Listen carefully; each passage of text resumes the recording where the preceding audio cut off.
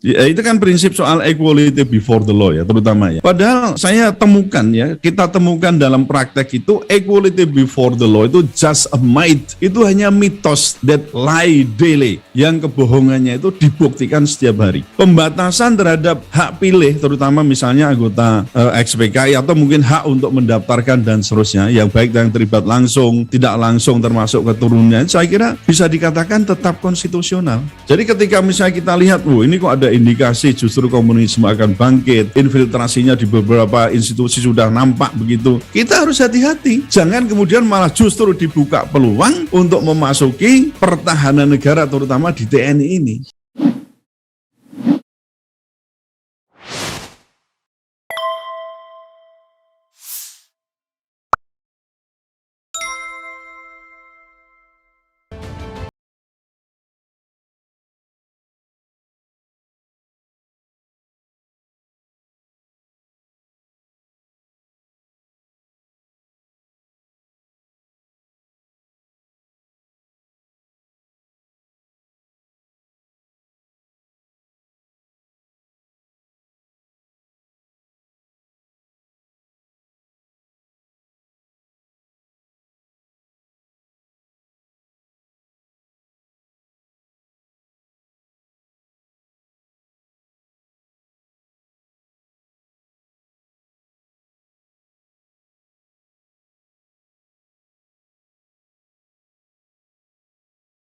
Baik Mas Slamet dan juga para narasumber, para pemirsa dimanapun saudara berada, yang insya Allah dimuliakan oleh Allah.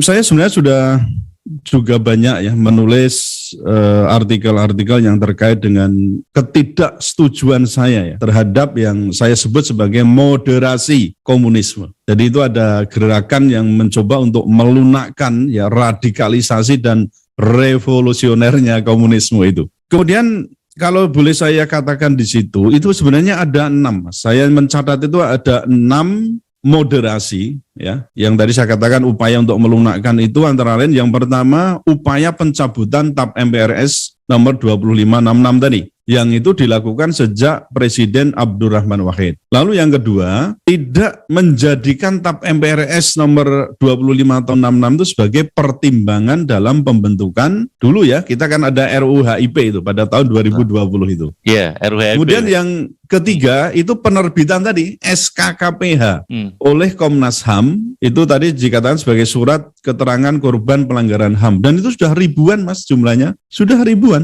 Itu terutama untuk orang-orang ex-partai komunis. Lalu yang keempat, upaya rekonsiliasi PKI sebagai korban. Kemudian yang kelima itu diperbolehkannya keturunan PKI menjadi anggota TNI, ya, yang sekarang tadi ada kebijakan baru dari Panglima TNI Andika Perkasa itu. Kemudian yang ke-6 itu ya, itu ada satu lagi, ini mengenai kebijakan yang diputuskan oleh MK, itu terkait dengan hak untuk dipilih ya di dalam pemilu. Yang itu kemudian kan melahirkan banyak juga beberapa legislator di DPR toh, yang kemudian menjadi anggota DPR. Jadi ada 6 kebijakan publik yang saya tengarai itu sebagai sarana untuk moderasi komunisme yang tadi saya katakan itu sebenarnya radikal dan juga revolusioner. Nah, ada beberapa hal yang sebenarnya mungkin ada perspektif yang agak berbeda terkait dengan upaya ini. Saya sering diserang dengan alasan bahwa kita kan punya pasal 27 Undang-Undang Dasar 1945 dan pasal 28. Di pasal 27 itu selalu itu yang jadi alasan di sini Mas. Jadi segala warga negara bersamaan kedudukannya di dalam hukum dan pemerintahan. Lalu di pasal 28 itu menyangkut soal hak asasi manusia. Itu yang jadi sandaran utama. Kenapa kok sebaiknya ya itu ada yang sekarang yang terjadi di TNI itu, ya dikasih aja peluang, itu kan hak dia, gitu loh. Nah lalu saya beralasan begini, ya, itu kan prinsip soal equality before the law ya, terutama ya. Padahal saya temukan ya, kita temukan dalam praktek itu equality before the law itu just a myth. Itu hanya mitos that lie daily, yang kebohongannya itu dibuktikan setiap hari. Nah, Lalu ada pernyataan tegas lagi, persoalan equality before the law itu sebenarnya for who gitu ya, untuk siapa? Kalau bagi mereka yang berkepentingan itu, wah ini harus sama, begitu. Tapi begitu bagi lawan itu nanti dulu. Jadi hal ini juga perlu kita cermati betul, karena ada fakta lain ya soal apa betul toh kalau negara demokrasi yaitu yang mengembangkan itu, lalu betul-betul equality before the law itu diterapkan begitu. Kita lihat Amerika Serikat, mereka juga punya politik apartheid, betul kan? Lalu yang kedua soal di zaman Hindia Belanda dulu, ini Belanda yang notabene juga menganut demokrasi. Kita juga dulu waktu dijajah ada penggolongan penduduk. Nah, apa itu namanya equality before the law? Tidak. Lalu juga ada di Jerman ada proses namanya denasiisasi. Kemudian soal di Amerika lagi, persoalan bagaimana sikap mereka terhadap teroris yang sebelum kemarin ya ada upaya untuk gerakan untuk anti Islamophobia, tapi selama berapa puluh tahun itu terhadap jaringan namanya terorisme, terutama Al-Qaeda, terhadap mungkin bisa dikatakan underbow-nya, wah itu yang berafiliasi dengan itu, yang kalau di kita itu namanya ada JI, ada JI ya, terutama yang kemarin yang sangat dikait-kaitkan itu sampai siapapun yang terkait saja itu diikut-ikutkan. Jadi persoalan equality before the law itu memang saya kira perlu dipertanyakan kembali, karena kalau kita kaitkan misalnya dengan hak asasi manusia itu apakah betul kalau kita membatasi hak asasi manusia itu membatasi hak tertentu dikatakan melanggar hukum dan membatasi hak asasi manusia. Nah, saya pikir begini Mas, pembatasan terhadap hak pilih terutama misalnya anggota XPKI atau mungkin hak untuk mendaftarkan dan seterusnya, yang baik yang terlibat langsung, tidak langsung termasuk keturunannya, saya kira bisa dikatakan tetap konstitusional. Karena apa? Karena di Indonesia itu kan berdasarkan dengan Undang-Undang Dasar 45, pembatasan itu bisa dilakukan oleh pembuat undang-undang terhadap semua hak asasi manusia yang tercantum di pasal 28 huruf I itu ya, kecuali yang maksud saya yang dikecualikan ini terhadap semua HAM kecuali yang ada di pasal 28 huruf I itu. Misalnya hak hidup, kemudian hak untuk disiksa, hak untuk tidak disiksa, lalu hak kemerdekaan pikiran dan hati nurani, hak beragama, hak untuk tidak diperbudak, lalu ada lagi hak untuk diakui sebagai pribadi di depan hukum, dan hak untuk tidak dituntut atas dasar hukum yang berlaku surut. Ini yang tidak boleh dibatasi. Tapi kalau untuk kayak tadi hak pilih, misalnya hak untuk dipilih, kemudian juga hak untuk mendaftar atau masuk ke instansi tertentu itu bisa dibatasi. Memang ada pembatasan yang sifatnya itu situasional, tidak permanen. Jadi kita lihat kondisi politik itu kan terus berjalan toh Mas, artinya fluktuasinya jelas. Jadi ketika misalnya kita lihat, ini kok ada indikasi justru komunisme akan bangkit, infiltrasinya di beberapa institusi sudah nampak begitu, kita harus hati-hati. Jangan kemudian malah justru dibuka peluang untuk memasuki pertahanan negara terutama di TNI ini. Ini kan sama aja membuka peluang yang bisa jadi kalau nanti sudah dikup, wah kita bisa tinggal nunggu waktu. Ambiar kita itu dari negara yang konon katanya religious nation state menjadi negara komunis. Dan perlu saya ingatkan tadi bahwa komunisme itu bertentangan dengan Pancasila dan juga bertentangan dengan Islam. Nah ini harus kita pegang betul itu Mas ya. Kemudian yang kedua yang perlu saya sampaikan, memang betul membaca peraturan itu tidak boleh hanya membaca letter luck ya atau dari sisi gramatikal.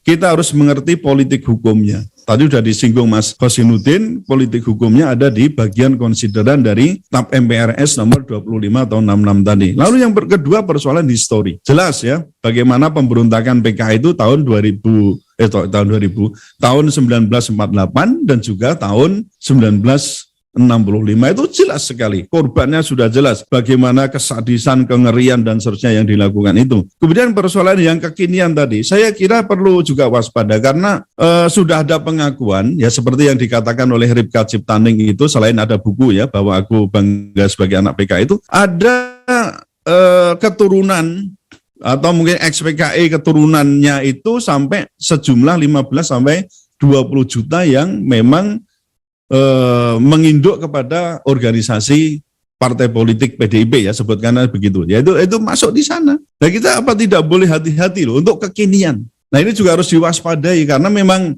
kenyataannya ketika DPR taruhlah begitu ya, pembuat undang-undang itu banyak yang dari sisi sana, dari sisi kiri, kita bisa memprediksikan juga kira-kira peraturan, jenis peraturan yang akan dibuat macam mana, kebijakan negara seperti apa. Ini jangan dikira tidak ada ini Mas, tidak ada pengaruh. Karena meskipun kita itu menjadi negara hukum dan tidak negara komunis, artinya negara demokrasi bukan komunis, tapi kan peran partai di Indonesia itu sangat kuat. Termasuk misalnya bagaimana menentukan kebijakan. Presiden saja kan bisa disetir oleh partai. Jadi meskipun nggak komunis negara kita, tapi kan peran partainya bisa kita lihat. Betapa besarnya itulah. Kalau suatu partai itu taruhlah itu, saya baca berita itu ya, dikuasai oleh atau di situ menginduk dari X sampai kemudian keturunan dari PKI, apa tidak mungkin itu juga kebijakan-kebijakan akan sangat dipengaruhi oleh ini. Meskipun tidak 100%. Kan prinsipnya begitu tuh. Anut ideologi komunis kan itu kan, tapi juga tidak menutup kemungkinan bahwa mereka pun tetap ingin melestarikan sistem komunisme yang ideologi komunisme yang dikatakan sebagai bahaya laten itu. Kemudian untuk yang keempat persoalan prediksi. Saya kira tadi sudah saya singgung ketika misalnya TNI sudah disusupi, kemudian DPR, MPR sudah disusupi, lalu presidennya juga misalnya pro terhadap haluan kekirian ini atau komunisme itu, Anda kira-kira bisa membayangkan enggak ke depan itu kira-kira bagaimana? Sementara tadi saya katakan kita adalah sebagai religious nation state sebagaimana pasal 29 ayat 1 yang jelas anti dengan komunisme. Sementara itu Mas yang bisa saya sampaikan. Ya Prof, terakhir Prof, saya ingin ajukan lagi. Prof, seberapa ya kemungkinannya melalui pintu legislasi, wacana tentang amandemen aja juga menjadi satu keniscayaan sekarang kalau kita paham ya, di level konstitusi, di level undang-undang apalagi kan begitu. Sementara kalau kita lihat penyelenggara negara ini selalu menggunakan atas nama undang-undang. Ini amanah konstitusi dan amanah undang-undang. Dan di sisi itu sebetulnya akan mudah kalau kemudian proses politik yang ada di parlemen itu nanti bisa dipengaruhi kan. Betul. Dinamika hasil keputusan politik yang ada di parlemen akan sangat ditentukan. Sangat mungkin di situ. Kekuatan politik yang ada di parlemen dan proses konstitusi amandemen atau tidak akan sangat juga ditentukan oleh penyelenggara negara. Seberapa kansnya itu bisa dilakukan, Prof? Ya, maksudnya kans itu tetap ada ya. Jadi kemungkinan besarnya itu bisa terjadi demikian karena untuk kebijakan publik yang tadi saya katakan itu kan melibatkan jelas itu ya penyelenggara negara. Di situ ada penggunaan kekuasaan. Yang saya katakan tadi, kalau di Indonesia itu kan sudah begitu sudah peng-peng itu menyatu ya, penguasa dan pengusaha ditambah partai komplit. Itu paket komplit, tinggal geledak ketok. Itu bisa. Nah, makanya di sini kan rakyat ini yang terus tadi melakukan kontrol sosial, jangan dibiarkan. Harus segera bengok-bengok. Harus segera teriak-teriak kalau kira-kira ini ada kemungkinan ada penyimpangan dan potensinya besar. Dan yang berikutnya yang perlu saya sampaikan ini persoalan ketidakadilan. Mas coba lihat, taruh misalnya ada organisasi ormas ya, ini bukan politik, kayak HTI kemudian FPI. Kalau dilihat itu mereka itu melakukan kegiatan apa, membahayakan negara mana, melakukan pemberontakan apa, kita perlu tanyakan itu. Tapi persekusi terhadap dua ini ya sampai kemudian dibubarkan dan dinyatakan bahkan orang itu para ada pihak-pihak yang menyamakan HTI dan FPI itu seperti PKI. Nah, jangan dikira ini tidak ada hidden political atau hidden agenda. Ketika ini test water gitu ya. Anda jangan, maksudnya umat Islam terutama yang HTI dan FPI, jangan memikirkan enak-enak. Ini bisa jadi nanti dirunut itu, gitu loh. Jadi ini memang kayak test water. Mungkin akan istilahnya itu kalau kita main biliar atau main apa itu yang apa Mas jenenge? Karambol. Main karambol atau biliar. Ini jangan dikira tidak berbahaya juga untuk umat Islam. Karena bisa menjadi bola liar dan akan menjadi bumerang. Oleh karena itu memang kita harus betul-betul lebih hati-hati ya menyikapi ini. Tapi prinsipnya yang harus kita pegang kan bahwa komunisme itu kan bertentangan dengan Islam, bertentangan dengan Pancasila. Nah kalau soal HTI dan FPI itu saya pikir lebih ke aspek politiknya. Nah karena ini kan bukan esensial sebenarnya, tapi tergantung arah angin saja. Kalau politiknya macam itu ya sudah. karena backgroundnya mungkin kayak begitu, lalu tindakan terhadap HTI dan juga FPI yang sebenarnya tidak pernah melakukan kudeta dan asasnya itu juga mereka Islam semua, itu yang kemudian digiring seolah-olah ini kok sama dengan ini, dengan dengan PKI. Dan ini banyak loh Mas, narasinya ini banyak. Jangan dikira jangan dikira sedikit. Maka ini sebenarnya tindakan yang tidak adil ketika ingin mempersamakan antara PKI yang notabene-nya itu sudah pernah melakukan pemberontakan dan ideologinya itu jelas bertentangan dengan Islam dan Pancasila, mau disamakan dengan FPI dan HTI. Itu juga harus kita lawan.